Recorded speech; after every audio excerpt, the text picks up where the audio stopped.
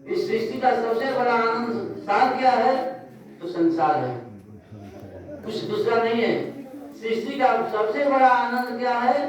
तो संसार है, और संसार में ही सार है। इससे आप अलग नहीं रख सकते हैं, अलग कर नहीं सकते इसको। इसलिए आप इसको सोचिए कि संसार सरकार जो बना हुआ है यह माया से बनी हुई है। संसार जब माया से बनी है संसार, तो इससे आप अलग नहीं करते। तो माया से अलग, माया कभी आपको छोड़ेगी नहीं। माया आपको छोड़ना पड़ता है।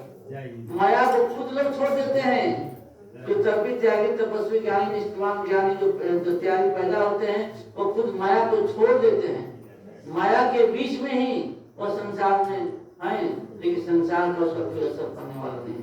वह वस्तु जो पूर्व से जो ज्ञानी होते हैं, जो पहुंचे हुए ज्ञानी होते हैं, जो संत स्वरूप में होते हैं, वह वस्तु, व्यक्ति, पदार्थ और स्थान में कोई आसक्ति नहीं होती है। वस्तु, व्यक्ति, पदार्थ और स्थान से आसक्ति से परे हो जाते हैं। जब उनका अपना आश्रम होता है, न कुटिया होता है, न कोई बहुत बड़ा समुदाय होता है, न बहुत उनके पीछे लोग किसी के पीछे चलते हैं। किसी व्यक्ति के पीछे, किसी वस्तु के पीछे, किसी पदार्थ के पीछे, किसी स्थान के पीछे नहीं पड़ते हैं जो संत होते हैं। और जो अभी वहां पहुंचे हुए नहीं है, तो माया उनको अपने बांध कर रखते है।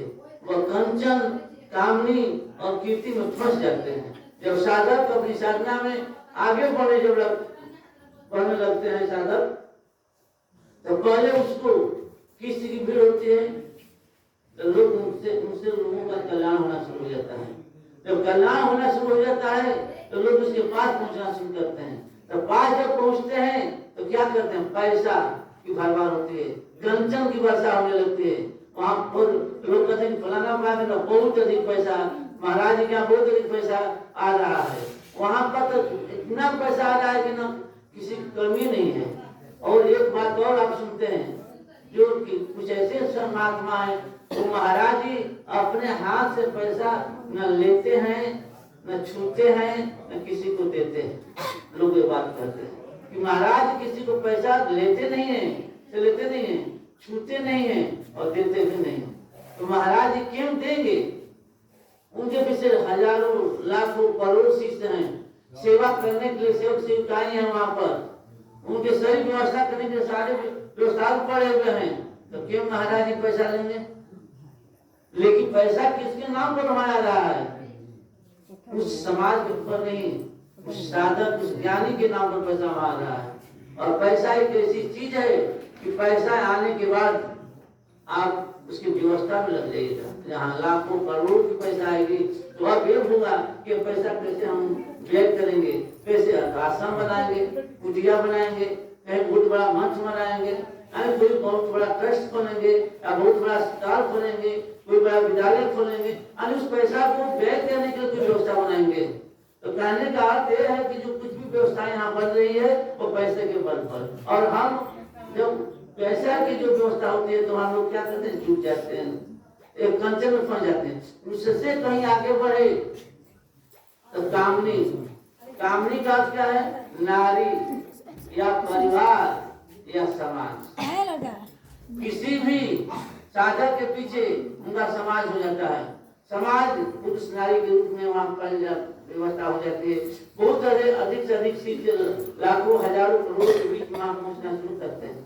तो यह व्यवस्था जब वैसी होती है, तो साधक कंचन के बाद कामनी के, और कामनी से भी पार कर दिया तो कीर्ति में। कीर्ति का अर्थ यश, जस, शोहरत, जिसका नाम चारों तरफ फैल जा, देश विदेश फैल जा, और ये प्रचार हो जाए कि महाराज जी बहुत उच्च कोटि के संत और ज्ञानी है, और उनके पास हजारों हजार, लाखों लाख, करोड़ करोड़ की भीड़ वहां पर लगी हुई है। यानी उसी में साधक फंस जाता है, और फंस कर माया क्षेत्र में और आगे बढ़ नहीं पाता है। और आज उसे ही जहाँ बहुत बड़ी भीड़ लगी है, स्वामी जी कहते हैं थे कि हमको भीड़ लगाने की जरूरत है। यहाँ पर भीड़ क्यों नहीं होती है? यहाँ अधिक से अधिक लोग क्यों नहीं जुटते हैं? कारण यही कि यहाँ पर कसौटी है, यहाँ पर प्रतिबंध है, यहाँ पर एक नियम है तो कहा जाता है कि साग सब्जी की दुकान पर मछली मंडी में अधिक भीड़ होती है, साग सब्जी के दुकान पर अधिक भीड़ होती है, लेकिन हीरे की दुकान पर कम भीड़ होती है। तो जहाँ ज्ञान का भंडार है, जहाँ जीवन का उद्धार होने वाला है, इस आत्मा का कल्याण होने वाला है, उस स्थान पर लोग नहीं पहुंच पाएंगे। क्यों? कि वहां पर कसौटी है, मन से, कर्म से, वाणी से, शरीर से आपको प्रतिबंध है कि मन से कहीं गलती नहीं करना है, वाणी से किसी को अपशब्द नहीं बोलना है, कोई कर्म असत्य नहीं करना है, कि शरीर से कोई अनुचित कार्य नहीं करना है। तो ये सारी चीजें जो आपको प्रतिबंध के रूप में, बिना स्नान के भोजन नहीं करना है, ये सारी जो प्रतिबंध आपके जीवन में लगा दी गई है, इस प्रतिबंध के चलते लोग कौन उनके यहाँ जाएगा। कुछ लोग ऐसे होते हैं जिनका कार्य बहुत अच्छा हुआ, जीवन में कभी उसको सफलता नहीं मिलने वाली थी, उस व्यक्ति को भी सफलता मिली यहाँ आने के बाद, लेकिन जीवन का कार्य सफल हुआ, अपना छोड़ चला गया। तो काम यह है कि अब रोज प्रतिदिन नहाना पड़ेगा, स्नान करना पड़ेगा, जीवन भर मछली मांसाहारी छोड़ना पड़ेगा, कोई चोरी हत्या बुराई बेईमानी त्यागना पड़ेगा। तो कौन है जीवन भर करेगा? इसलिए लोग इस संस्था में भीड़ नहीं होते हैं। और स्वामी जी ये बात करते थे कि हमको समाज नहीं बनाना है, हमको बहुत बड़ा समाज नहीं बनाना है। तब क्या करना है?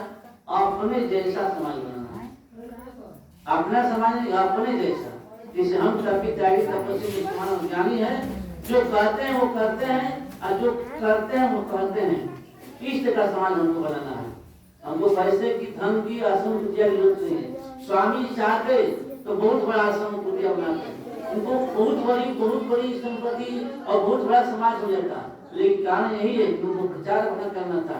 एक बार जब गए थे गुजरात में, देख लिए तो वहाँ लोग सोचे कि स्वामी का बहुत बड़ा प्रचार प्रसार करके हम लोग यहाँ हल्ला कर देंगे कि उच्च कोटि की कोई संस्था नहीं, वो हम जल्दी त्यागी हैं, पेपर में निकलवा देंगे, किसी प्रचार कर देंगे। स्वामी जी कहे कि जब ऐसा आपको करना होगा तो हम मान जाएंगे नहीं। तब वो अपना प्लान खत्म किया।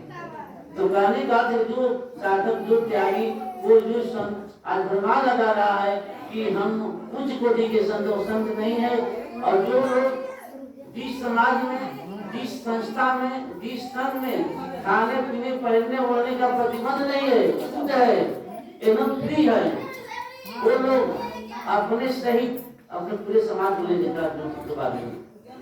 जैसे क्या है कि नहाने का कोई प्रतिबंध नहीं है, मीठ मछली खाइए, अंडा दारू पीजिए, केवल एक बार नाम ले लीजिए, 108 बार नाम ले लीजिए, सत्संग में चले जाइए, गुरु के सानिध्य में चले जाइए, आपका सारा पाप मिल जाएगा। देखिए होड़ लगे हुए है क्या कि कुंभ जाइएगा, अमृत स्नान होने वाला है, अमृत की वर्षा होगी और आपका सारा पाप मिट जाएगा।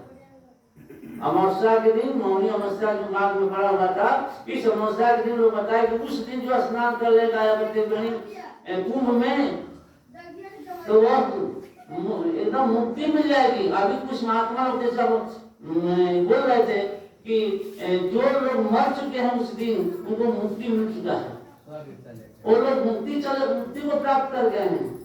लेकिन बात है नहीं, कुंभ का शाब्दिक अर्थ क्या होता है लोग नहीं समझ पाते हैं। लेख में भी बातें लिखी गई है, वेद में भी बात आई है। कुंभ का अर्थ होता है धारा, कुंभ का अर्थ होता है माता का गर्भाशय, कुंभ का अर्थ होता है नर, कुंभ का अर्थ होता है भोजन। यही होता है जिस दिन यह जीव माता के गले में जब पड़ता है वो गर्भाशय कुंभ है, और उसमें जब पड़ता है तो 9 महीना 10 दिन 40 सप्ताह 280 दिन के बाद वो गर्भ से बाहर होता है। जो कुंभ से वो बाहर होता है, लोग जो बोल रहे हैं कुंभ स्नान करने के लिए जा रहे हैं, ये तो सारी बात गलत बोल रहे हैं। कोई भी लोग कुंभ स्नान करने के लिए नहीं जा रहा है, तब क्या करने जा रहा है?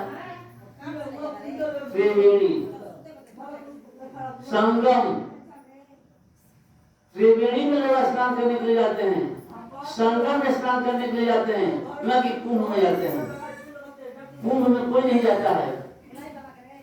ये तो प्रचार के महाकुंभ चलो, तो महानर्क जाओ, कुंभ माने नर्क, दोजख, तो महानर्क में जाओ तुम।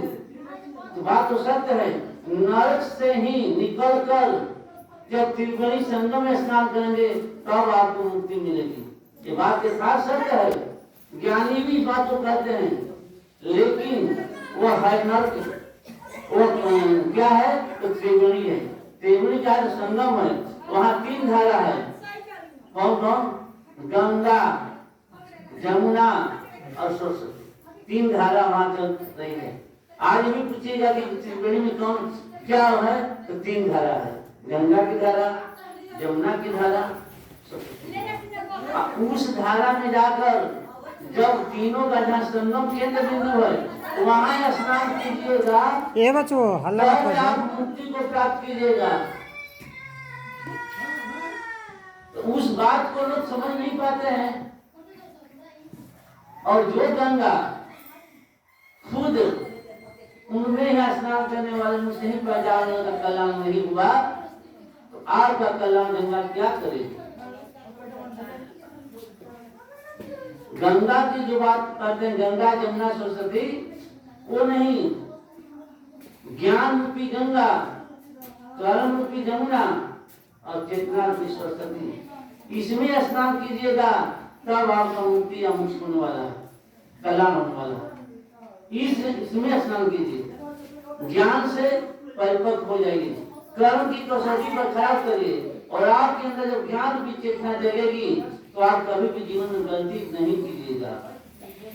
अगर आज यहाँ आप लोग आते हैं, 30 दिन से ज्ञान लिए होंगे तो बताइए ये बात कि चोरी नहीं करना चाहिए, झूठ नहीं बोलना चाहिए, बेईमानी नहीं करना चाहिए, बुराई नहीं करना चाहिए, किसी के साथ द्वेष ईर्ष्या घृणा क्रोध नहीं करना चाहिए, लोग कपट छल नहीं रखना चाहिए, क्रोध नहीं करना चाहिए। इसमें से तो आप उस दिन से क्या किए, उस दिन से आप कम से कम चोरी करना, झूठ बोलना, बुराई करना, हत्या करना, कम से कम इतना तो छोड़ चुके हैं आप लोग।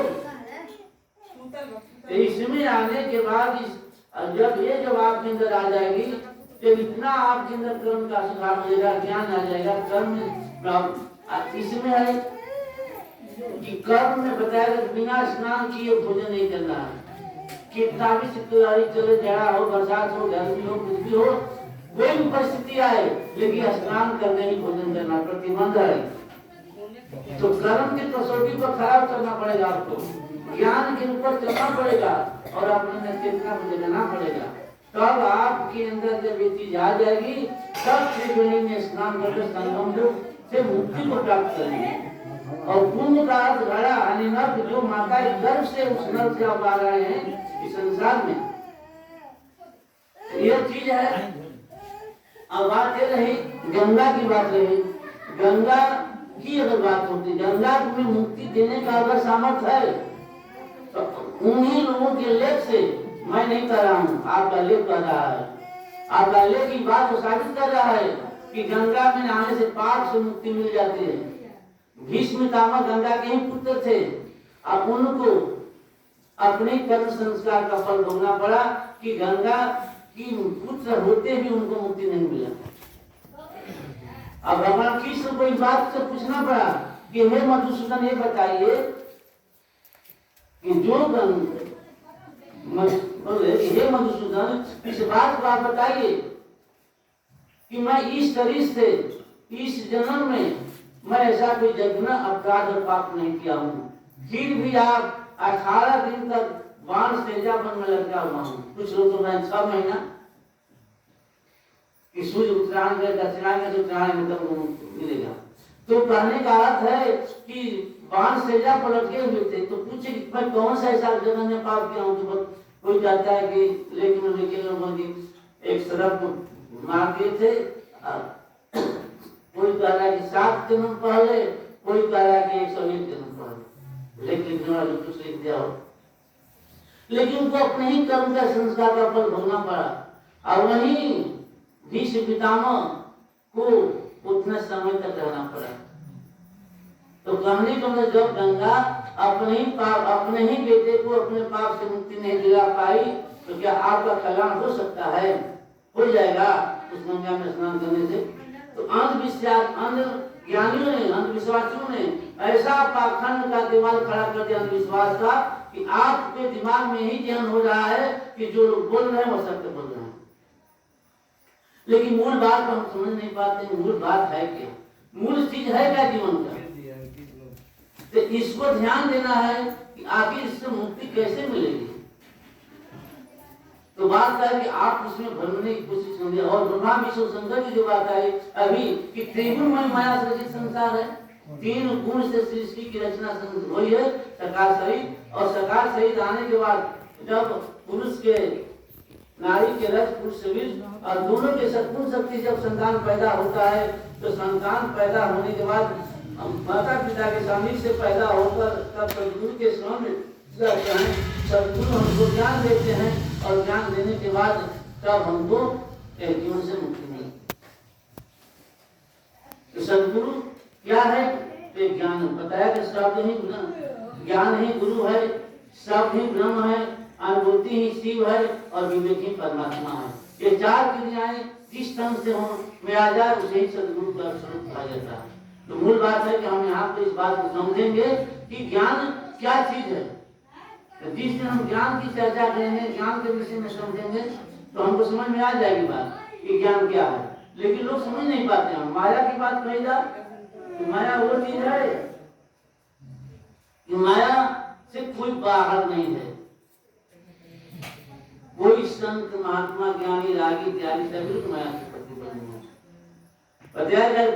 आज जो समाज के बीच में माता पिता से, परिवार से जो संबंध टूट जाता है, उससे माता पिता से अलग हो जाते हैं। जब से शादी नहीं हुई है तब तक पुत्र क्या करता है? माता पिता से बहुत घनिष्ठ प्रेम रखता है, अति प्रेम रखता है। उसे पता है कि माँ के बिना, पिता के बिना कोई संसार नहीं है। लेकिन जिस दिन की शादी हो जाती है और नारी के प्रेम, पुत्र के मोह और धन के लोभ में फंस जाता है और फंस कर अपने माता पिता परिवार से अलग हो जाता है और अपना अलग नहीं जाता। तो कहने का यह माया किसी को छोड़ी नहीं है। माया अपने आप में सब कुछ फंसा कर रखती है। इसलिए कहा गया है कि माया जो है क्या है? तो एक ऐसा बंधन है कि जो संसार में नहीं मिलेगी। इसीलिए माया किसी को छोड़ती नहीं, माया को छोड़ा जाता है। जिस दिन आप माया को छोड़ देंगे वो माया से आपकी दूरी बढ़ जाएगी। तो कहने का जो ज्ञानी, जो त्यागी, जो तपस्वी, जो साधक इस माया के बंधन से मुक्त हो गए वो संसार से पार हो गए। और बताया गया कि जिस दिन ये गर्भ में जीव आया तो किया कि नारे कि 24 घंटा भजन करेंगे, हर जीव को अपने जैसा समझेंगे, सबसे प्रेम करेंगे, सबकी सेवा करेंगे। लेकिन जिन ही वो संसार में आता है तो फंस जाता है। वह न 24 घंटा भजन करता है, न सेवा करता है, न प्रेम करता है। तो कहने का अर्थ है कि जब इसमें फंस गया जब वो, तो वह संसार से वहीं रह गया। और जो ज्ञानी, जो त्यागी, जो तपस्वी इससे अलग हो गए। जैसे बहुत से ऐसे ज्ञानी है जो कि आने के बाद बचपन वाले अवस्था से ही वो ज्ञान मिला और त्याग कर दिए। जब त्याग कर दिए माया का तो आदमी की कीर्ति अमर है, वो महान है, वो पूज्य है। तो जैसे बुद्ध पैदा हुए थे, बुद्ध में सबसे बड़ा 6 स्वर्ग में केवल एक ईश्वर के पास नहीं था। सुख था, संपत्ति था, संतान था, स्वरूप था, नारी थी, लेकिन एक ज्ञान नहीं था। उसी ज्ञान के लिए उनको छोड़ना पड़ा। दूध प्रहलाद, दूध श्रवण, मीरा, ऐसे ऐसे बहुत से ऐसे कवि, रविदास ऐसे ज्ञानी हुए, दरिया, जो कि अभी वो लोग संसार में रहते हुए आज माया को छोड़कर माया से अलग कीर्ति बने हुए। तो जो लोग त्यागेंगे वही त्यागी हो, ये ज्ञान प्राप्त हो सकता है। अगर आप अभी ये अभी सोच रहे हैं कि हम कुछ बना दें, कुछ कर दें, कुछ लोग नारी के, पुत्र के, नारी के प्रेम, पुत्र के मोह और धन के लोभ में कहीं ना कहीं आकर लोग अटक जाते हैं।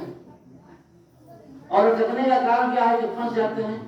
सोचते हैं कि नारी के लिए कुछ गहना कपड़ा आभूषण या क्या क्या चीज बनाते हैं। पुत्र के लिए खूब बढ़िया बढ़िया बिल्डिंग जगह घर मकान बना खूब उसको आसान बना दें।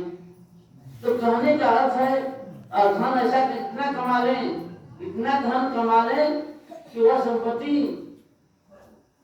कई पुष्ट तक बनी रहे। तो कहने का अर्थ है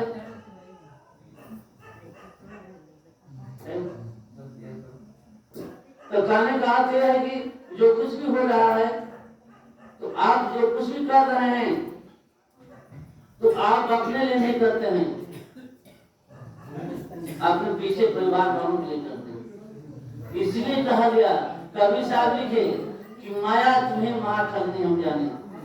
कवि साहब लिखे कि माया ठगनी है तो यही कंचन काम है। कीर्ति के पीछे जो फंस जाएंगे, कंचन के कीर्ति के कामनी के पीछे जो फंसेंगे ठगा जाएंगे। एक स्वामी जी बात लिखे इस भजन में,